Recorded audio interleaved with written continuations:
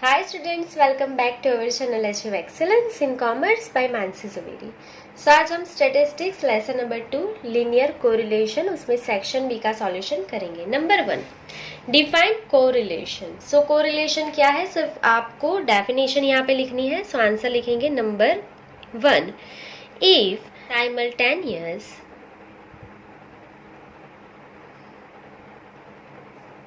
changes occur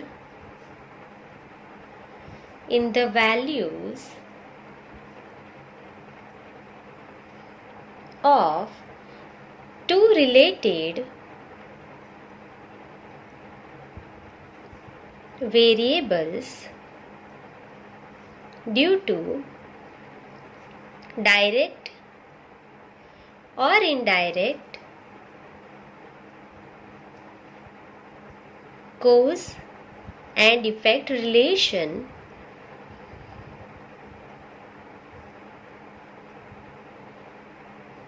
then there is existence of correlation between the variables। चलिए, सो यहाँ पे आप कोई भी शॉर्टकट नहीं लिख सकते हो, आपको पूरा डेफिनेशन लिखना है। कोरिलेशन क्या है? So if simultaneous changes occur in the values of two related variable due to direct और indirect cause and effect relation, then there is existence of correlation between the variables. ये हमने first day ही सीखा था correlation की definition, सो मैं ज़्यादा इसको explain नहीं कर रही हूँ। चलिए, पूरा आप देख लेना, आगे के सारे पार्ट्स आपको सारे डेफिनेशन अच्छे से समझ में आ जाएंगे। फिर भी अगर आपको कोई डाउट होता है तो कमेंट सेक्शन में कमेंट करते जाना। चलिए next, define correlation coefficient. So correlation coefficient की डेफिनेशन लिखना है नंबर 2। सो क्या है definition? A numerical measure showing the strength or degree of a linear correlation between two variables is called the correlation coefficient।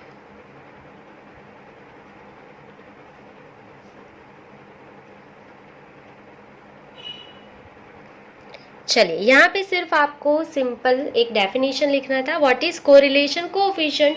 So numerical measure showing, क्या दिखाएगा? Strength और degree of a linear correlation between two variable is called the correlation coefficient। clear? चलिए next number 3।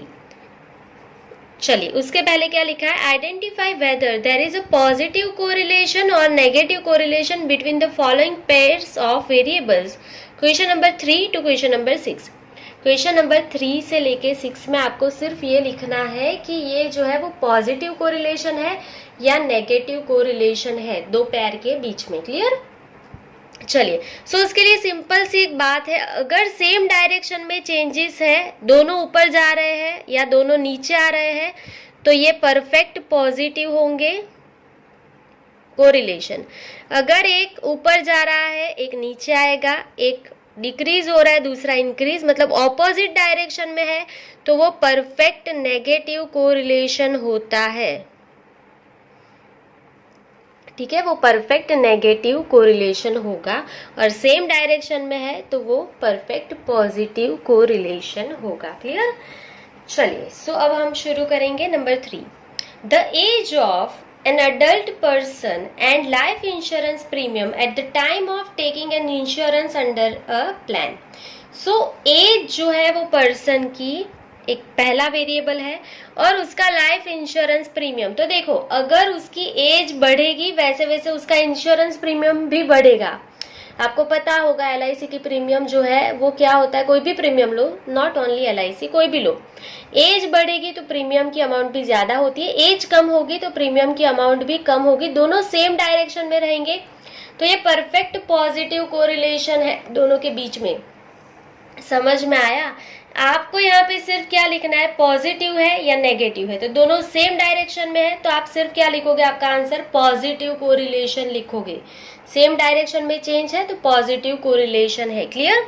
आपको यहाँ पे perfect positive है या partial positive है वो नहीं पूछा है, तो सिर्फ पॉजिटिव या नेगेटिव में आंसर लिख लेंगे। So answer number 3, positive correlation between the age of, अब ये पूरा लिख देंगे, between the age of an adult person and life insurance premium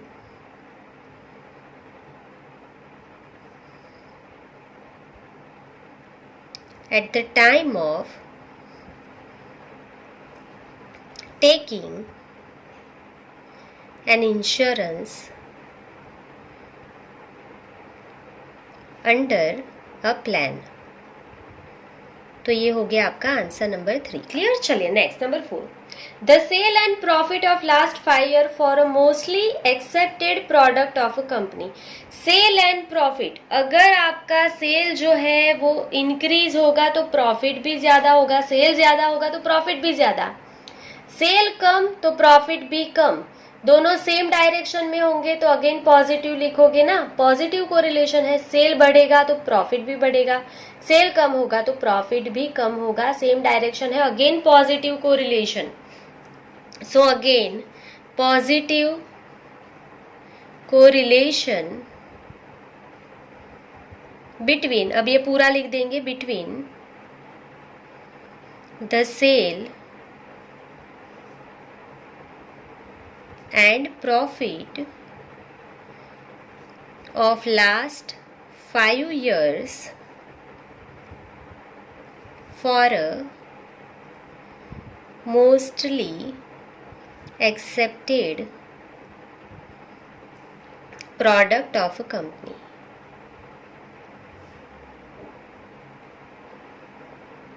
clear? चलिए next number 5, the rate of inflation and the purchasing power of common man of a country when income of the common man is stable। अगर आपकी income stable है तो rate of inflation and purchasing power of common man, ये दोनों के बीच में क्या relation होगा, तो आपको पता ही है। रेट ऑफ इन्फ्लेशन जैसे जैसे बढ़ता जाएगा आप कम परचेज कर पाओगे ना। इन रेट ऑफ इन्फ्लेशन मतलब जो है क्या बोलते हैं उसको, महंगाई बढ़ेगी तो आप जो परचेज कर पाओगे वो कम होता जाएगा ना, परचेजिंग पावर ऑफ मनी कम होगा।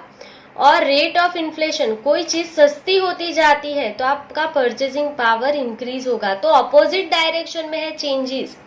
तो ये कौन सा रिलेशन होगा, नेगेटिव। ठीक है, नेगेटिव कोरिलेशन है ये दोनों के बीच में। So number 5, negative correlation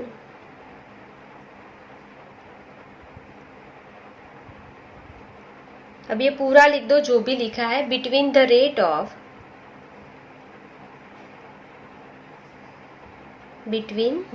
of inflation and the purchase power of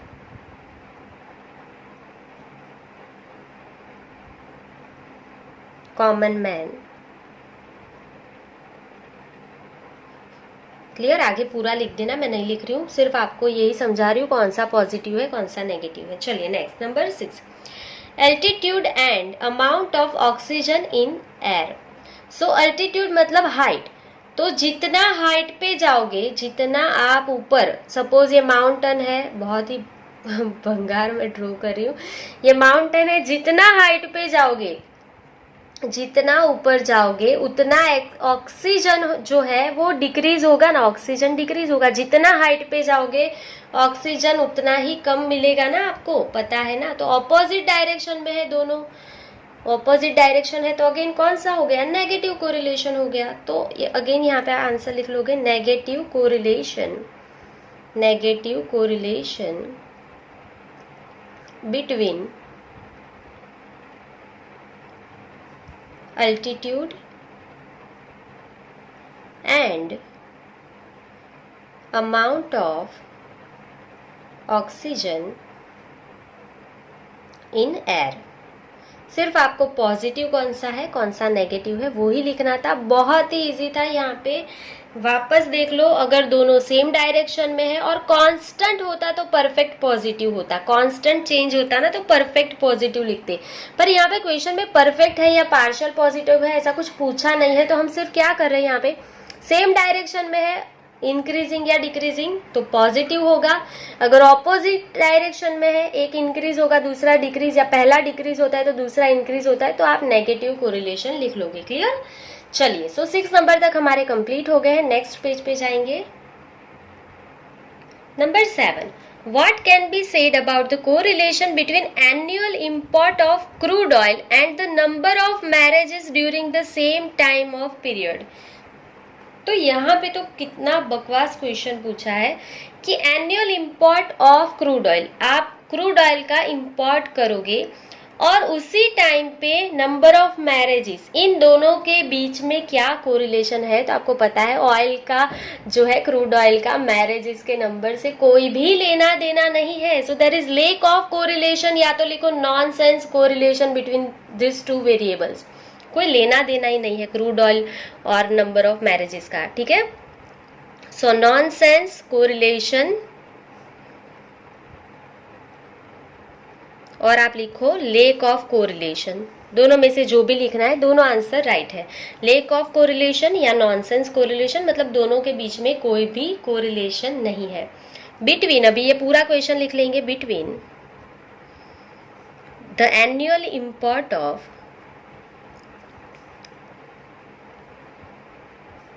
crude oil and the number of marriages during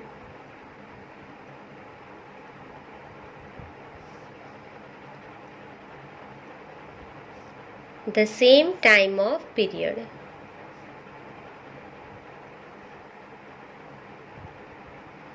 clear? कोई रिलेशन ही नहीं है दोनों में। चलिए next, number 8, the correlation coefficient between x and y is 0.4।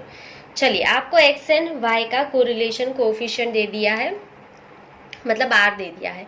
What will be the value of correlation coefficient if 5 is added in each observation of x and 10 is subtract from each observation of y। अगर आप x में कुछ add करोगे और y में से कुछ minus करोगे तो r की वैल्यू में क्या चेंज होगा, तो आपको पहले से ही पता है कि r की वैल्यू में प्लस करो कुछ भी माइनस करो हर एक ऑब्जर्वेशन में, या कुछ भी डिवाइड करो, उससे आपका r का आंसर कभी भी चेंज नहीं होता है। r का आंसर कभी भी चेंज नहीं होगा, क्योंकि r जो है वो ओरिजिन से फ्री है। हमने यहाँ पे प्रॉपर्टीज में बहुत बार सीखा है, आप कुछ भी ऐड करो कुछ भी माइनस करो, उसका आंसर कभी भी चेंज नहीं होता है r का। क्लियर? चलिए, सो सेम ही रहेगा, 0.4 है 0.4 ही रहेगा। क्लियर? सो यहाँ पे लिख लेंगे number 8, r of x, y is equals to 0.4। ये 0.4 आपको दिया है, अगर आप कुछ भी ऐड करोगे या कुछ भी माइनस करोगे आंसर सेम ही रहेगा। तो आप क्या लिखोगे, if 5 is added to each observation of x and 10 जो है माइनस करोगे and 10 is subtract from each observation of y,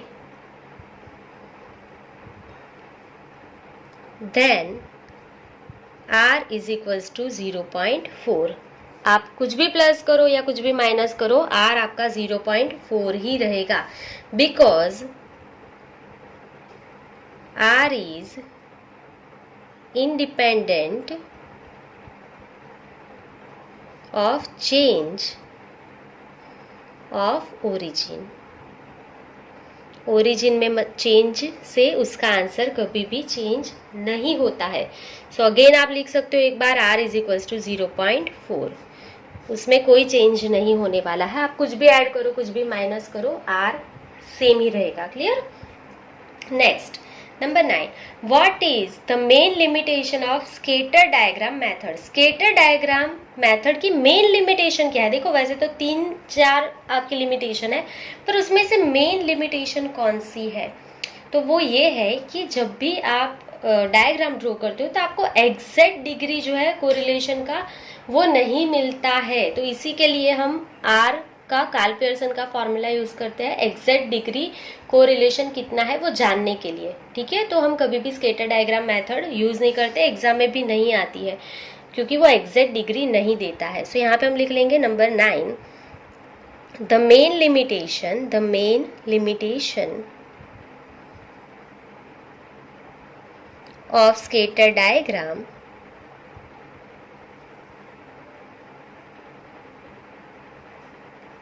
method is that this method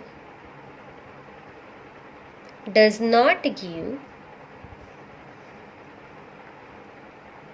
exact degree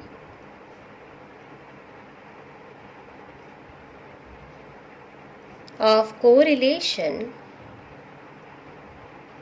between two variable। ठीक है, जो भी आपके दो वेरिएबल्स है उसके बीच में एग्जैक्ट डिग्री जो है कोरिलेशन की वो क्या है वो नहीं दिखाता है, डज नॉट गिव। ठीक है, वो नहीं दिखाता है, इसके लिए आप स्केटर डायग्राम मेथड ज्यादा यूज नहीं करते हो। चलिए next number 10, if the value of n in bracket n square minus 1 is 6 times the value of summation of d square, then what is the value of r? So number 10 में क्या बोला है आपको? if n in bracket n square minus 1 is 6 time, वो 6 time है किससे? summation of d square से। तो r क्या होगा? तो r का फॉर्मूला आपको पता है। So r is equal to 1 minus 6 summation of d square upon n in bracket n square minus 1 is equal to 1 minus 6 summation of d square. ये तो है ही, पर डिवाइड में देखो n in bracket n square minus 1 वो भी क्या है? 6 सबमिशन ऑफ d स्क्वायर ही है। तो यहाँ पे नीचे भी क्या लिख दो? 6 सबमिशन ऑफ d स्क्वायर, दोनों इक्वल ही है। So 6 summation of d square cut हो जाएगा। So 1 minus 1 answer is 0। r का आंसर क्या हो जाएगा? 0 हो जाएगा। इजी था। चलिए next number 11, what will be the sign of R if the value of the covariance is negative. अगर आपका कोवेरियंस नेगेटिव है तो आपका आर का साइन क्या होगा? ये आपको पूछा है। तो अगर आपका कोवेरिएशन ऑफ एक्स वाई नेगेटिव है, माइनस है, तो आर भी माइनस ही होगा। बहुत ही सिंपल सा क्वेश्चन था number 11। So if the value of the covariance is negative, the sign of R will be negative।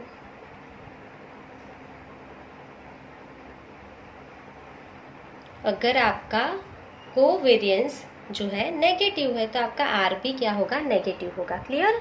और जिनको नहीं समझ में आता है वो कैसे देख सकता है? तो आपका फॉर्मूला क्या है ये लिखना नहीं, आपको सिर्फ मैं सिखा रही हूँ कि आर का फॉर्मूला क्या है। R is equal to covariation of X Y divided by S of X into S of Y.